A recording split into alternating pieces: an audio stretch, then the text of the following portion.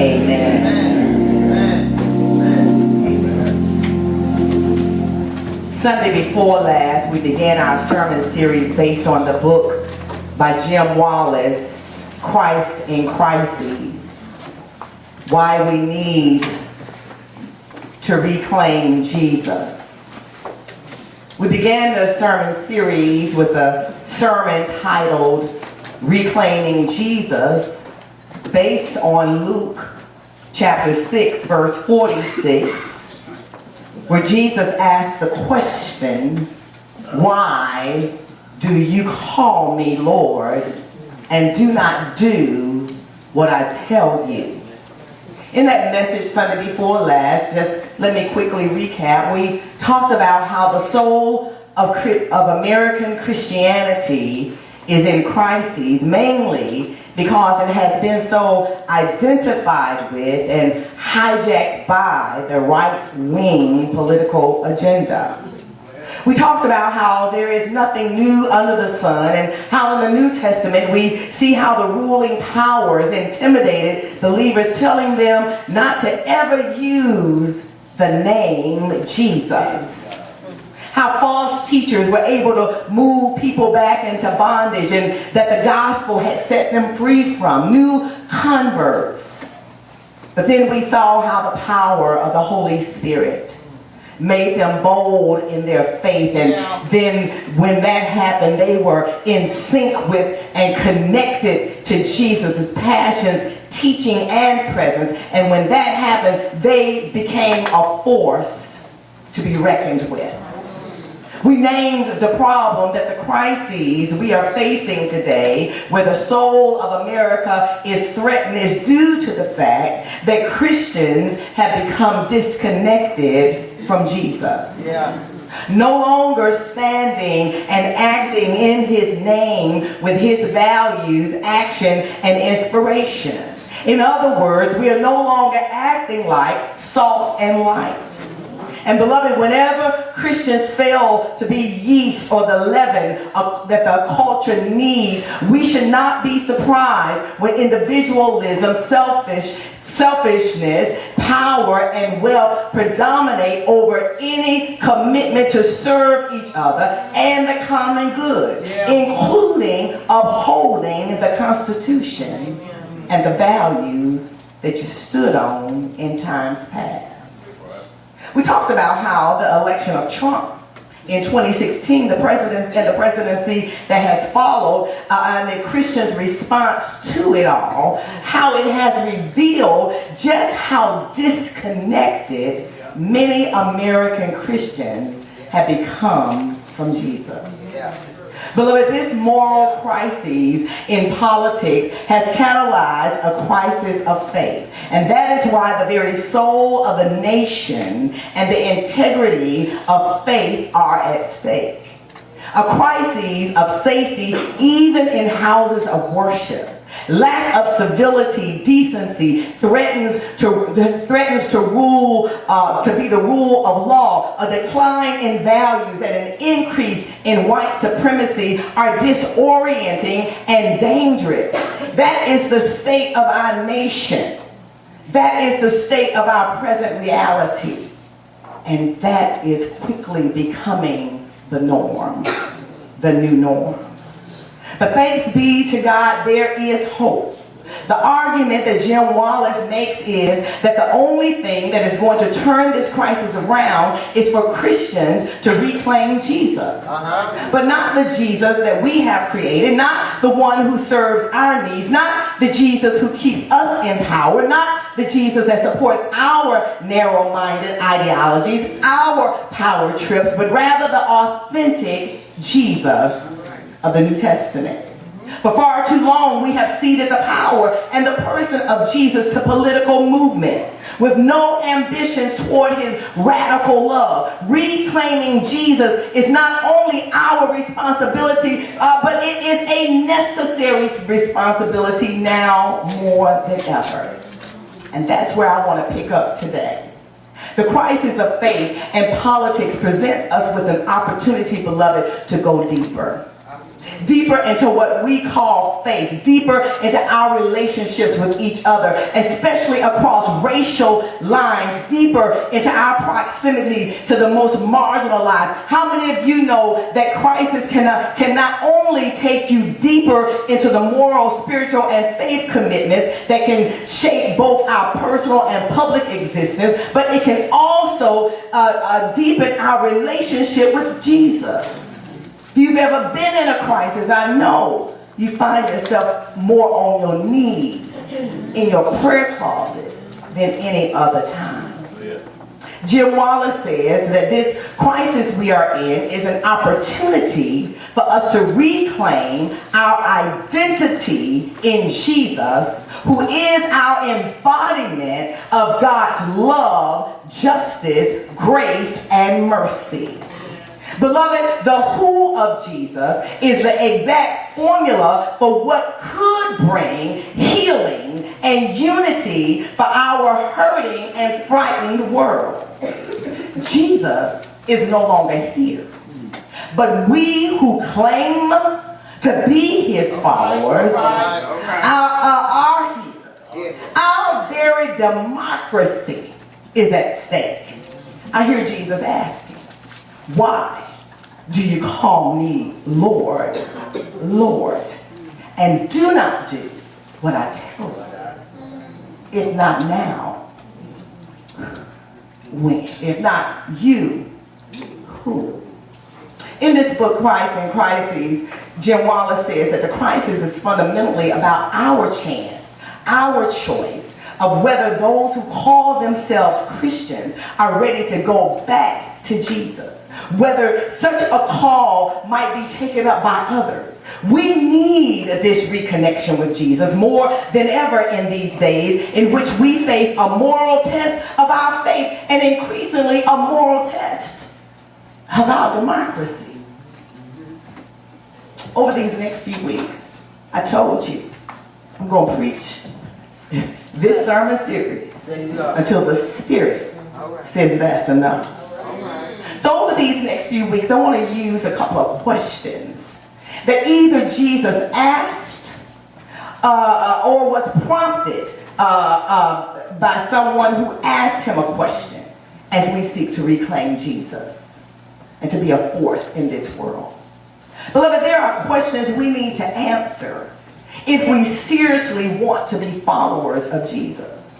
For to live in answer to these questions is to live in answer to the ways Jesus calls us to be salt and light that society desperately needs, especially when a nation is in a crisis such as ours. The very first people were called people of the way. Because you see, there was a certain way they were expected to live. There was a certain way they were expected to conduct their lives, to be the very presence of God in whatever space, whatever place they occupied. Now understand this, we may not all have the same answers to these questions that I'm going to be asking. And while that's very disciple of us, we don't have to have the same answer. I know we like to brag about that. We may not all have the same answers, but they are questions that must be asked and answered. I believe for the healing of our broken and fragmented world. As we reflect on these questions, we understand that reflection must always lead to action. So today, we wrestle with the neighbor question. A lawyer asked Jesus, what must I do to inherit eternal life? All right. Now, if you got up out of your bed and came to Sunday school this morning, amen, you know that this text is in Luke 10:29. In Sunday school, we read the entire text. I'm not going to read it for you. You're going to read that at home. If you came to Sunday school, then you have it on your piece of paper. Amen. What must I do to be saved? This young lawyer asked Jesus. Jesus, answering the question with the question, says, what is written in the law? What do you read there? The lawyer answers, you shall love the Lord your God with all your heart, with all your soul, with all your strength, with all your mind, and your neighbor as yourself. Right. Jesus said to him, you have given the right answer. Do this and you will live. You know, I love it when members are in sync with their pastor. Have their pastor's heart, know what's on her heart. And so I want to thank Dr. Sierra and Dr. Shamika for the lesson that they shared with us on this morning. Challenging us with the question, just who is my neighbor anyway? That's the question we want to wrestle with today. Just who is my neighbor anyway? You see, the truth of the matter is, when this lawyer in the text today is asking he's not the only one asking this question. We're asking it too. In the Gospel of Mark chapter 12, one of the teachers of the law asked Jesus, of all the commandments, which one is the most important? Jesus responded, quoting Deuteronomy 6, the Shema, that every Jew knew by heart. Jesus answered him, saying, the most important one is this: Hear, O Israel, the Lord our God is the Lord. The Lord is one. Love the Lord your God with all your heart, all your soul, all your mind, all your strength. Then Jesus goes on to teach, and the second commandment is this: love your neighbor as yourself. There is no commandment greater than these. A Gentile interested in being converted to Judaism asked Rabbi Hillel to teach him the entire Torah, which, as we know, is the first 5 books of the Old Testament. Rabbi Hillel says to him, that which is hateful to you, do not do unto another. All right. He said, this is the whole Torah. The rest is just commentary. Go study. Beloved, commentary is merely the expression of somebody's opinion.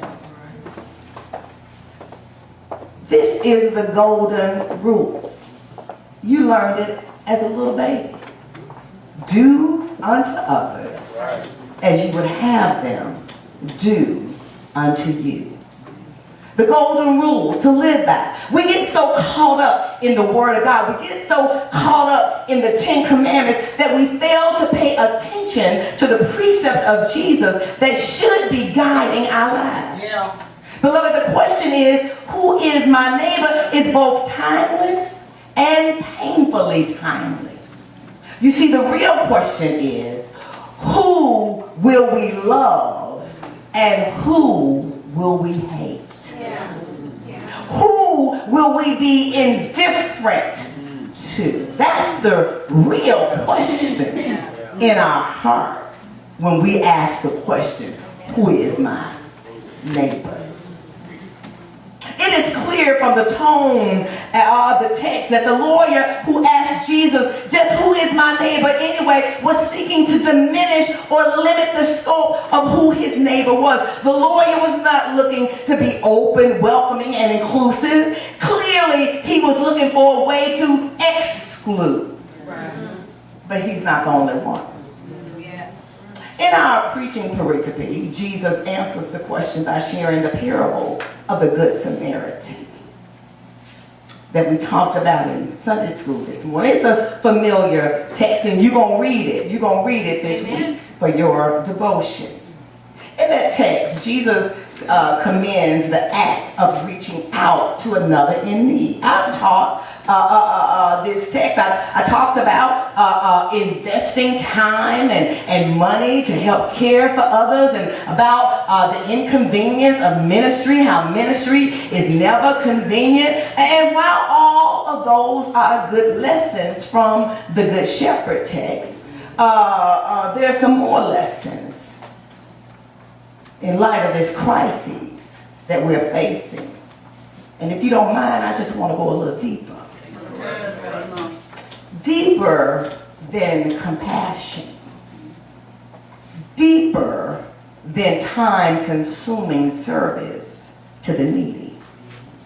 If you are familiar with this parable, then you know that the Samaritans were not as good, as far as the Judeans of Jesus' day were concerned.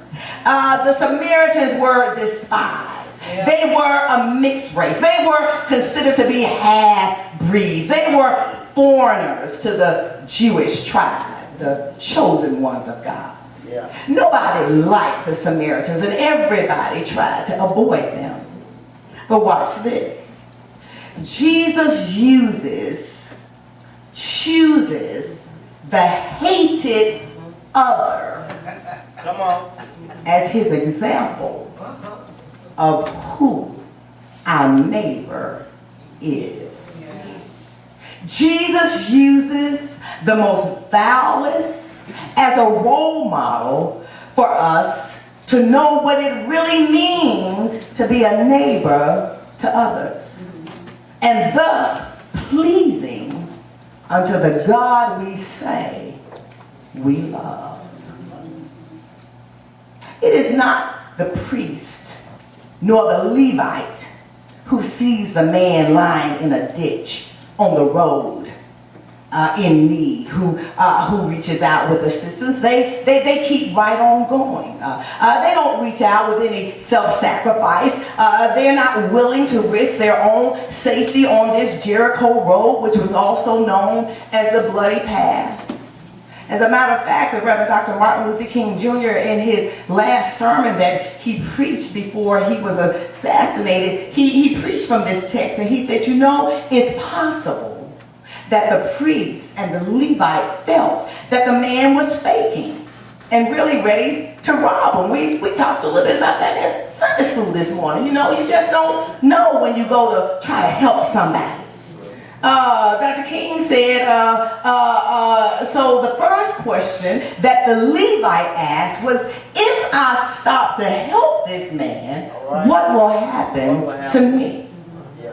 But then the Good Samaritan came by and he reversed the question. He said, if I do not stop to help this man, what will happen to him? And beloved, that's the question for us to consider. Jesus told this parable, not just to call people to service. Service is good. Not just to call people to self-sacrifice. That's good. But Jesus told this parable to disrupt and to challenge their concept of just who their neighbors were and were not. The parable was a direct attack on tribalism of Jews. But it's also a direct attack on all of us who call ourselves Christian. The parable is relevant today in that it teaches us that when we reclaim Jesus, then we reclaim the compassion to reach out, to stand with all tribes. Listen, how we treat people. Yeah.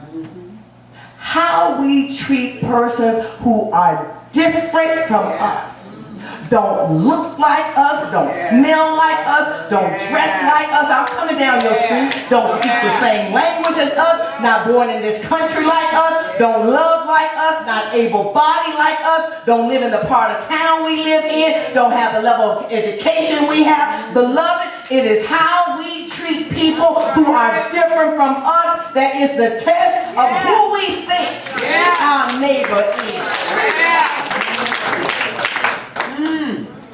Living the answer to this one question has the potential, hear me, it has the potential to change cultures and even politics.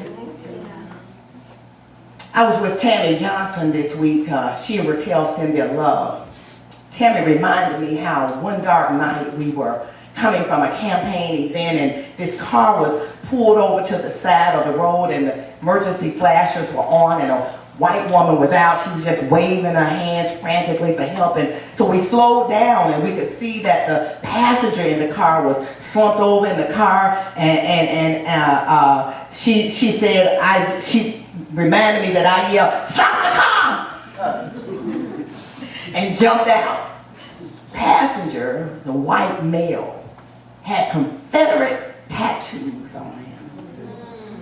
Tattoos, stickers, all bumper stickers. Come on now, come on. He's up there, yeah. All right. Clearly he had overdosed. So we were able to stabilize him and get the paramedics to him and who knows, perhaps saved his life. It was crazy. Yeah. It could have been a setup. We could have kept going. And nobody would have thought less of us. That's right. It's dark out there. Yeah. 2-lane highway up in 2-lane Scottsboro, Tennessee.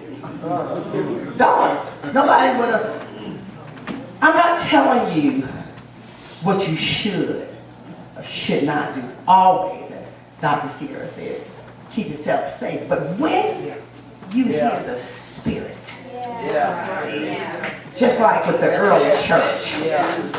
birth, when the Spirit of God moves in, fills you with compassion, you just can't help but reach out. That's right. Who knows? Perhaps that night changed the heart of this woman and this man, and now they too treat those different from them as who they are, their neighbors. When Jesus told this story to his original audience, he did so knowing that it was going to shock them. It was about stopping, rolling up your sleeves, to help. It was a challenge designed to just break open their worldview.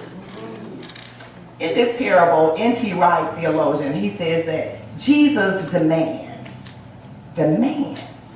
that we recognize that even the hated and the feared Samaritan is seen as the neighbor. Yeah. Okay.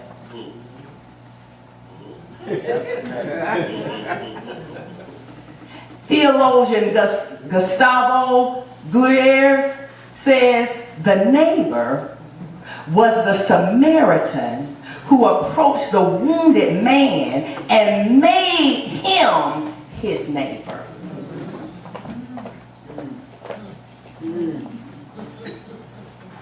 In other words, beloved, the neighbor is not the one you find in your path, but rather the one in whose path you are willing to place yourself, the one you approach and actively seek, the one who extends themselves. That's right. And so the question I leave you with is this: who is in your daily path and who is not? Is your life so insulated that you are limited to loving only those neighbors on your narrow pathways? You know, the people around you, your tribe, your clique. Is your narrow path comprised only by your racial geography and makeup? Or do you go outside of the boundaries of your normal path to find people? I met a fellow Christian, a white guy, who shared that he was raised in a all-white neighborhood. He went to private schools, Ivy League college, landed an Ivy League job, and where he was surrounded only by all whites. He then started his own business with all-white doctors. He now lives in a gated community. He goes to an all-white church. One of our sister churches, Woodmont Christian Church. He admitted that he just never ever had a black friend and never had a thought about it. But now, after spending a little time with me, his new friend, he wants his life to reflect some more diversity and more of the love of God. Yeah. Okay. See, we don't, as Christians, do diversity just for the sake of diversity, because that's cool and that's the buzzword. We do it for the sake of the love of God. You see, you really cannot do what Jesus said until you're willing to disrupt your normal pathways by moving outside of them, outside of your comfort zone, meeting people you never were supposed to meet. That's right. Not supposed to know them because of the racial, socio-economic geography, which, by the way, wasn't accidental. But it did accomplish exactly what it set out to accomplish. Deliberate social policies, structures, rezoning of schools, school vouchers, redlining, implicit biases sustained by media, rezoning, council districts, lack of adequate public transit systems. All of that keeps us in our own little space. But beloved, reclaiming Jesus means you are willing and ready to transgress those boundaries, to fight, to reform racist policies, the ones that make it impossible to follow the answer to the question that Jesus asked, just who is my neighbor? This past week, the Reverend Dr. Teresa Smallwood, Dr. Deidre Lewis, who is here today, a frequent visitor of New Covenant Christian Church, and joined us. She's been coming for a couple of years. We went to the synagogue, the Temple Synagogue, for the Love is Stronger Than Hate, Nashville is Stronger Than Hate worship experience. And there at the synagogue, the Reverend Rabbi Jeffrey Myers from the Tree of Life Synagogue in Pittsburgh, that was the site of the mass shooting, he was the keynote speaker. And one of the things that he said that resonated with me is that the origin of hate is the fact that we do not know our neighbors. We don't know our neighbors. We don't know their faith. We don't know their customs. We don't know their practices. And because we do not understand people who are different from us, we live in freestanding silos. And when we do, then when something happens, we are quick to attribute the actions of one person to their entire race. Rabbi Myers said, and I agree, we must work to build two-way bridges. But it is impossible to have empathy until you know the person on a more than just a superficial level. For one can simply have a neighbor. For no one can simply have a neighbor. One must also be a neighbor. And this means crossing boundaries.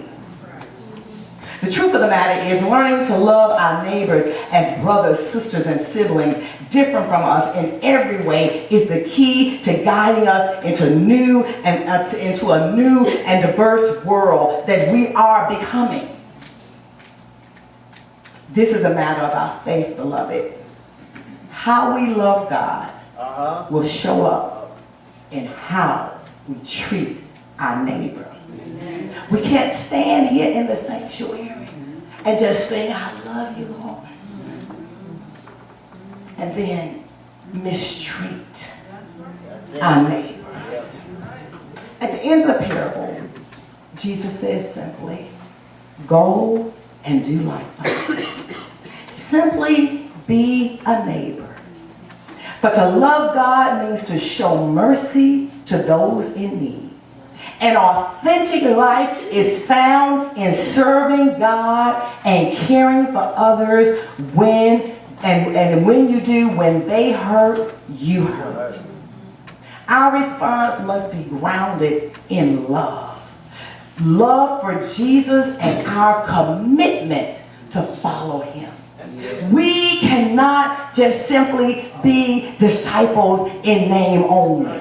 For the truth of the matter is, when Muslims are banned, we are banned. When immigrants are turned away, we are turned away. Yeah. When children are snatched from their mothers, our children are snatched from us. When black bodies are mass incarcerated, all bodies are mass incarcerated. When LGBTQ is discriminated against, all of us are discriminated against. When police get away with killing unarmed black and brown bodies, they kill us too. Beloved, this is the tenet of discipleship. At its core, Christianity teaches that everybody, no matter at what station or what season of life, have inherent dignity and worth. I'm really going to close with this. German pastor Martin Niemöller, after World War II, had been held in a Nazi concentration camp. He wrote this: first, they came for the socialists, and I did not speak out because I was not a socialist. Then they came for the trade unionists, and I didn't speak out because I was not a trade unionist. Then they came for the Jews. I didn't speak out because I was not a Jew, but then they came for me. And there was no one left to speak for me. The very heart of all religion and law is this: love God, love neighbor, love self. Go and do likewise. Amen.